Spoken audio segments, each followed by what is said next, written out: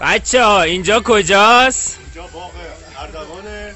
ویلا بیارننه. بیا کامان. نوید آرش نگاه کن، الان یه فکری جا میزنم در ایران به سلامتی هلسیا که اونجا میخوری.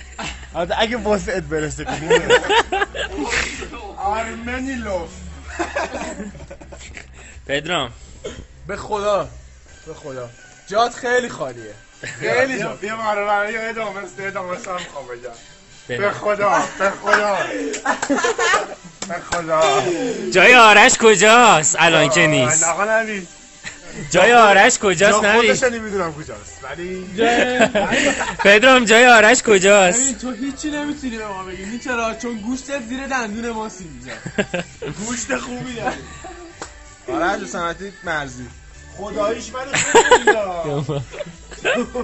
ببین بده. سکو کامرا بده. به من کامرا حیوان آرش کامرا بده. جات اینجاست ولی اینجا هم یه کمی جای اون یکی هست. پشت ندام میاد علی آقا ببر دوربینو کامپیوترش کن. کامپیوترش کن آقا. کامپیوتر من صحبت دارم. این صحبت داره ازش بگید. جات اینجا خیلی خالیه ولی میدونم اونجا خیلی خوش بگذره. گاه خوردی جای مارم خالی کن دیگه. میای میبینی. بیا اینجا رو ببین.